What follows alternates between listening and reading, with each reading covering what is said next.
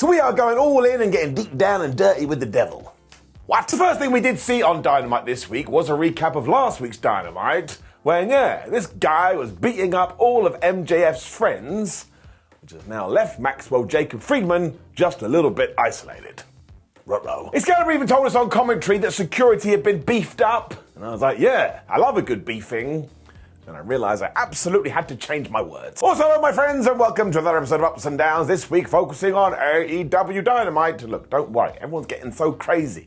We're just gonna have a nuts weekend, because we will do Ups and Downs for SmackDown and Collision on Saturday morning, and then Sunday morning, it'll be Ups and Downs for Full Gear. And then people send me messages going saying, Simon, why don't you sleep? Exhibit A. Let's up those downs. Hook and Orange Cassidy versus the Blackpool Combat Club was also our first match, and I'll tell you why this ruled, because it was kind of one of the first contests where Hook had been up against people who were able to whip his ass. And did he come out smelling of roses?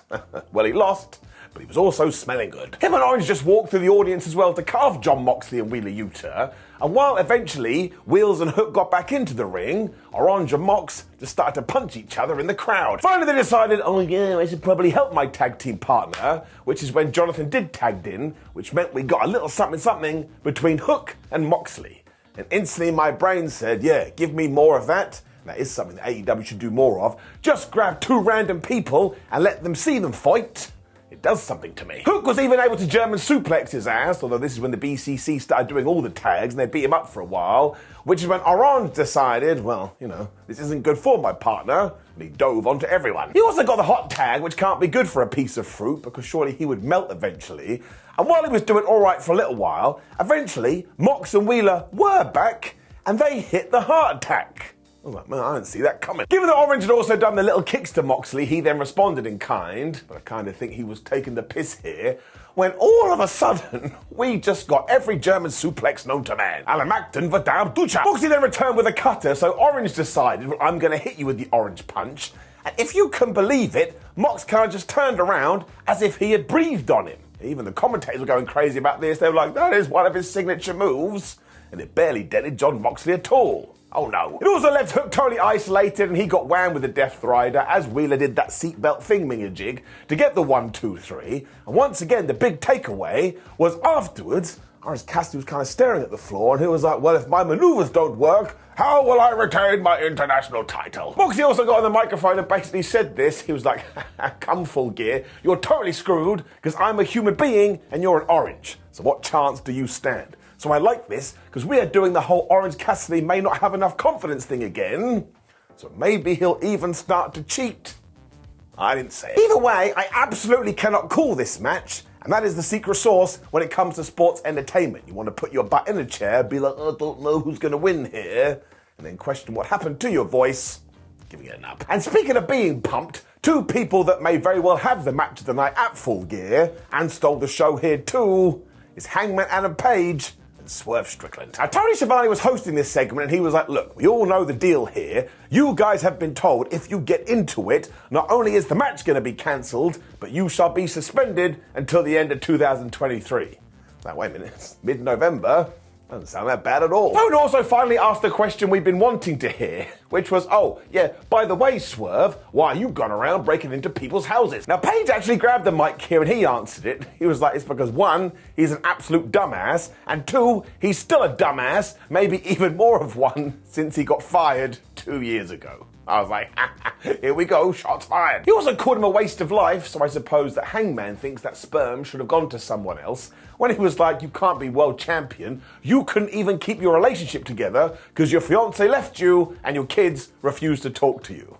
Got a little bit uncomfortable here. I was like, is he making that up or is that true? The cowboy then turned his attention to Prince Nana and was all like, you're nothing but a yes man, and Swerve, you can't even see it because this guy is using you. He takes all of your money and he goes and spends it on weed that he buys from high school kids. And man, Prince Nana deserves some kind of award, because he sold this like he'd been shot in the head. He was absolutely mortified. Page then said when he's done with Strickland, he's going to take that weed from the prince. Once again, he melted down. When he explained, I don't need no law enforcement, because I'm the judge, I'm the jury, I'm the executioner, so come Full Gear, I am basically going to end you forever. I was just going, man, this Hangman Adam Page, push him back to the top. He then also realised the rules only applied to him and Swerve, so he attacked Prince Nana when, of course, all the security guards were here. Seriously, wrestling security guards.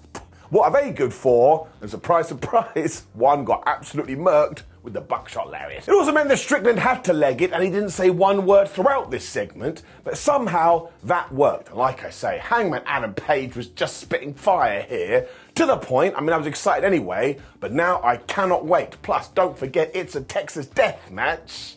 I think we all need to strap ourselves in for this one. It's going to be a bumpy ride. You should watch this. Blexinair was then chatting to Roderick Strong in the Kingdom, and Roderick was like, listen, I have quite the announcement to make. I know who the devil is. I was like, Roddy, if you're lying to me, I'm going to be very, very upset. Obviously, he had to tell Adam Cole, who magically appeared on that screen, as he always does, and he was like, Adam, I know who the devil is. It's MJF. I was like, man, Strong, you did it to me. Of course, Adam was annoyed about this and even said, well, maybe it's you, Roderick Strong, who are the devil. And then they kind of got into it when Cole realised, man, I have so many other better things I could do.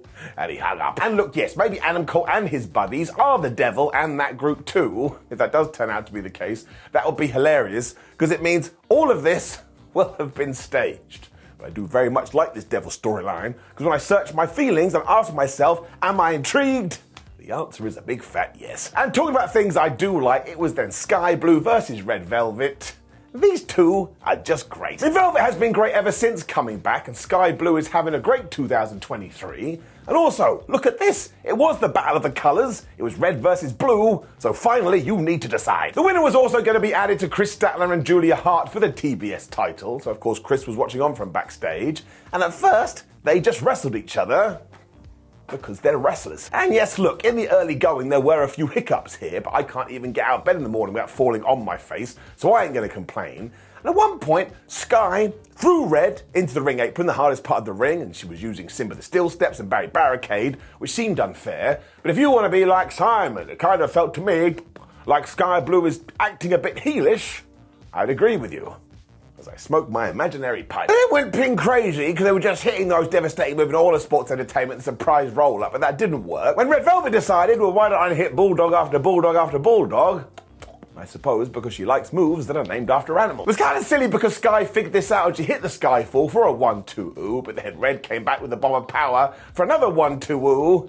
That's when I was like, damn it, I'm in. They were then just playing wrestling tennis because they were trading everything here and going back and forth. When Blue saw an opening, she hit the code Blue, and she got the 1-2-3. She is heading to Full Gear. And then come back to Chris and Julia, who were watching on. Of course, Hart was doing this in a dark room because she is spooky wooky. And I have just enjoyed the fact that we took a bunch of players and we've allowed their story to play out week after week. I mean, it's not the greatest thing we've ever seen, but I just think it's been so damn solid, and I've enjoyed it a much. When we got a Miedo video after this, it's never bad. Because he was talking about his hot and flexible wife coming to AEW and bringing a storm with her, because he had seen for years that this brings the worst out of her, it also brings the worst out of Miedo. Because of all this too, he's going to wreck Daniel Garcia come AEW Collision. I was like, well, that's a strange matchup, because neither of these people should lose. Still, Miedo is the best for me, and the only negative is that he's not on TV more. This kind of insinuated that's about to change. I keep my fingers crossed. So he does rule, as does Timeless Tony Storm, the greatest new gimmick of 2023. Because RJC was here with Mariah May, and who's all like, I told you I'd get you into her locker room. But just as they were about to go in, Luther turned up, and it went all black and white and crazy. He was like, get out of here. Somehow RJ was able to talk him round, so Mariah did go in. And now we're just going full on 1920s with the presentation. And while she was fangirling out for Tony, Storm was like, no, darling, it's not time for autographs. I think Mariah was just happy to talk to her because he was all like, oh, I went to Stardom because you went to Stardom, when she was shooed away. When Storm turned to Luther and she was like, 1, ring up Tony Khan and get me a tune-up match before Full Gear, and 2, I need a loofah. So I guess she wanted to do some scrubbing. So given that we did get this and Miedo back to back, I am giving it an up. I mean this from the bottom of my Tootsie Toes. It's everything I love about wrestling. And speaking of that, here came Samoa Joe. Me thinks he may have a plan. Because we are just trying to give him as many wins as possible, which is why he was taking on Jonathan Cruz. But man, does that guy need to be given a hug. Because when Samoa Joe went to do his nope spot and he just walked off, Cruz, who had gone for the flying nothing, just turned to him and did the shrug emoji. I was like, that is it. Make this guy world champion now. Instantly, Samoa Joe applied the Kikina clutch and he got the tap-out win. When he also got on the microphone, he was like, oh, hi, MJF. I need you to know the offer on my friendship is running out. Once again, one day, I shall be the AEW champion. He also called himself inevitable, so he's flipping Thanos now. And genuinely, when you go through the annals of time, Samoa Joe, for me, is one of the best ever. Like, he always just comes across as so damn legit. So he is getting an up. Something big is going to happen this weekend. I just don't know what it is. We then got a recap of the Continental Classic tournament, which is starting in a couple of weeks, and that Bryan Danielson is the first contender. And he's still got his Metal Gear Solid eye patch on at the moment. So please, I don't want to be like his parent here, but can everybody take care of the American Dragon? He's very precious. This is when the Young Bucks came out too. This was totally wild, because they were taking on Komander with a K and Penta. And how the flub am I meant to recap this? And I just love Matt and Nick Jackson too, because they have read the tea leaves and gone, man, we should just go back to being heels. So they were absolute dicks here. I mean, at one point, they were going to do a handshake with the masked men. When they went, nope, they pushed them away, and they did the handshake themselves. They rule. It's also when the dives began, but Penta wasn't having any of that, so he started to smash out kicks that were super when he got Komander, and they did a damn rocket launcher. Nick stopped that with his amazing facebuster, so Komander was like, ha ha, I can top you, and he did an even crazier Hurricanrana when he did it again, and he sent the Jacksons into each other. And I was like, honestly, somebody needs to arrest this guy, because this can't be legal. Penta then fired up, and he was doing dives and sing blades when he also did a one-person super kick party. I was like, well, that's really sad. You don't want to be alone at your own party. I mean, who's going to eat the cake with you? Komander joined in with his crazy DDT, but when he went for the shooting star, somehow Matt Jackson turned that into a Northern Light suplex, and then they had a super kickoff. If you went really quiet, at least 10 people on the internet were going, too many super kicks. I think at this point the Young Bucks remembered, oh yeah, we don't like you because you do spell your name with a K, when we just got the maddest Canadian destroyer you've ever seen in your life. So don't listen to me talk about it. Go and see it with your own eyes. You'll fall on the floor. So they really are wrestling aliens from a different planet. And towards the end of this, all of a sudden Matt Jackson was like, oh no, my leg really hurts. And as soon as the referee went to check on him, Nick Jackson looked around. He realized that both his opponents had penises. He just smacked them in the balls over and over again. What a bad guy. It also meant that they could hit the BT trigger to get the 1, 2, 3, so they have definitely switched sides. But this does tie into their feud, and honestly, they do it so damn well. Lexi Nair also found them instantly backstage and was like, well, what did you do that for? And Matt was like, well, look, everybody keeps telling us that we don't care anymore, so maybe we should start acting like we don't care. It's true. Kenny Omega then walked in and he was trying to calm everything down. And once again, Matt and Nick was like, look, we have no problem with you. We just want to beat you at Full Gear so you can stop teaming with Chris Jericho and we can get the Elite started again. Now, Jericho must have been listening right off camera because he just walked in his very nice suit. And even though Kenny was trying to calm things down, eventually there was a big old push apart after Jericho had called them children. And I was like, poor Kenneth. Look at him stood in the middle like some sad dad. I enjoyed all of this though, and let's face it, that tag team match is going to be absolute fire. And if it's not, I will shave my head.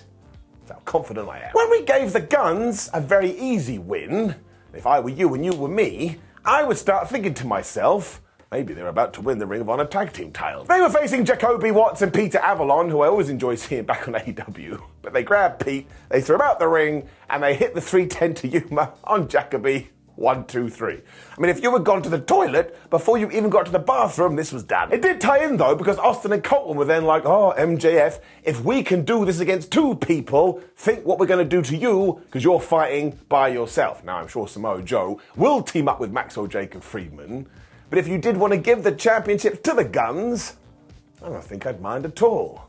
What am I looking at? You can also then let them run right through Ring of Honor. Now that I've thought about that, all that sounds very good. This was fine, did what it had to do. Wardlow was then training after this. It was very nice that he let AEW film it. And he essentially said, Maxwell Jacob Friedman, I hate you to my very core, and that's why I'm going to find you and break you in 2 and laugh at your bones. He's not very happy at all. Straight after this, though, the devil did appear. Now, look, I don't think Wardlow is the devil, but maybe he's associated somehow. Although that wouldn't make any sense, because Wardlow's made it very clear he wants to murder everyone. So why would he wear a mask? I do like this new Wardlow, though, because he's totally out of control. When we got to our Like a Dragon street fight, I'm just going to give it a round of applause. Like, if you are into the Yakuza video games and you've wanted to see it brought to life in a wrestling ring, that's what it was. Now, how I'm going to tell you everything I don't know, but if you do need it summarized up, I will show you in skit form. So what do you want to do tonight, everybody? Well, I've been thinking about it, and we should just kill each other. Bingo. Poor Carl Fletcher got hit with a bat and chokeslammed through a table at the top of the rampway by Paul Wight almost instantly. This is when Ibushi and Takeshita were getting into it. I tell you, that should be a singles feud. It also meant that Kenny Omega came to help out, so we got all the Golden Lovers spot. Imagine I had told you that a few years ago. 2023, doing it in AEW? Nobody would have believed it. Then cut to the outside where Paul Wight and Powerhouse Will Hobbs were going into it, and the former Big Show took William's head and smashed it into a car. We cut back to the ring, and we just had all kinds of weaponry, including road signs. I mean, Omega even had a barbed wire bat, and around about this time, Brian Cage remembered he was massive, and he threw Chris Jericho into Timmy the Timekeeper's table. When the match peaked, I kid you not, I lost my mind, and it's why I'm wearing this t-shirt today. Goofy wrestling for life, pro wrestling tees. Because from nowhere, Kota Ibushi was riding a bike down the aisleway. He was hitting people with pipes. It was the most Shenmue thing I've ever seen in my life. But when he got to Brian Cage, Ibushi had his head clotheslined off, and he landed right on his neck. So I tell you, there is no feud bigger in professional wrestling than Ibushi versus his own head. And that head is not winning. They got even more crazy because we went back to the parking lot and Powerhouse had picked up Paul Wight and he hurled him into that damn car. Now look, I am not doing that justice. And if all of a sudden we get to next week's Dynamite and someone goes, oh yes, the character of Paul Wight doesn't exist anymore, I'd be like, well, of course he doesn't. I saw what happened. Poor Fletcher was then back and he got bottled in the head straight away by Kenny Omega when we'd seen that Takeshita and Chris Jericho had gone backstage and they were doing everything, including DDTs into sofas. Brian then decided he needed to escalate things further, so he grabbed Kenny Omega and he did a superplex to the outside through a table. So I was like, well, there you go, Kenny's dead too. Hobbs was then in the ring, so he destroyed Chris Jericho with a spine buster, though he came back with a code breaker, which is when Omega and Fletcher were doing a snapdragon dance. I had to go lay down. It didn't help because the next spot was Fletcher grabbing Ibushi on the ring apron and tombstoning him through a bunch of chairs and a bunch of signs. So once again, I was like, the winner of the match is not Kota Ibushi's neck, Skye. I mean, look, he's amazing, but he's also totally nuts. This is even more true too because earlier on, Kota took a brain buster into the bicycle. And that is a sentence that nobody has said before. Omega and Jericho then took out Hobbs by tying him into the ropes, which is a little bit mean, when Kota was back and he was throwing chairs into the squared circle. When Brian Cage became this zombie, he took everybody out, although when he went for the drill claw, he got hit with the bat. Kenny Omega just slammed V-triggers onto everybody when he grabbed Cage, one winged angel, 1, 2, 3. This was absolutely brilliant. So it is going to get an up, and it just made me happy AEW does exist when we do get things like this. But of course, there's always some naysayers, so... I can't believe we had that entire match and nobody sold anything. Okay, do you actually care, or are you just saying that because you like to be a negative Nancy? The second one. Well, at least you're honest. It meant we were going to do the big go-home angle before we got to the pay-per-view, so yeah. Here came MJF. He apologised to the Acclaimed and everybody else that has been caught up in his nonsense because he never wanted this, but he understands why it's happening. He is the world champion now, he's at the top of the mountain, so everybody's coming after him. Max then admitted that he's scared to let the fans down because he feels like he's let down Adam Cole and he's let down the Acclaimed, but while the old MJF would have run away, this new one is gonna fight for everyone, and it's gonna take a damn army to take him down. Flub yeah. He also promised to take out Jay White and figure out who was behind the devil mask. When, of course, came out Jay, somebody said his name. Now, Jay's big point is that MJF is nothing more than a liar. We all know he's the villain. We all know that he is the devil. And come this Saturday, he's going to lose his championship, and the belt that Jay White was wearing will officially be his. Ruh-roh. He added a bunch of catchphrases, and he ended it with, I've got 2 words for you. And although it felt like he was going to say, suck it, instead he said, get him, and all of a sudden Bullet Club Gold were here, and they jumped the champ. They also absolutely wrecked him and hit him with every single finisher when Jay White was there and he hit the Blade Runner. And we actually did a visual pinfall over Max here, which I thought was a little bit strange, because now I was like, you definitely ain't winning. Although to be fair, it does tie into the story, because Jay White has all the friends, and now Maxwell has none of them, so maybe when we do get to Full Gear, he is totally woefully screwed. Now, I don't believe that, but I appreciate the effort. It also meant that Dynamite went off air with Bullet Club standing tall over a fallen Friedman, as Taz was like, man, this guy better reach out to Samoa Joe, and who was watching on backstage? It was Samoa Joe. So once again, I was massively confused, because people still keep messaging me going, AEW doesn't have any stories, and yet on this show, I saw about 67 of them. And honestly, if you want to get some people hyped up for your pay-per-view, this was the way to do it. I enjoyed it muchly. Up. And of course the show overall does get an up for the reasons I just laid out, but it's more important what you think, so let me know in the comments below. Like the video, share the video, subscribe, click the video on the screen right now, which is ups and downs for NXT. That war continues. Get ready for a mad weekend of professional wrestling. I mean, there's at least 4 shows: Rampage, Collision, SmackDown, and of course the pay-per-view, and I'm probably missing something else too. Well, this is just my life now. It's never going to change. I wouldn't have it any other way. Goodbye.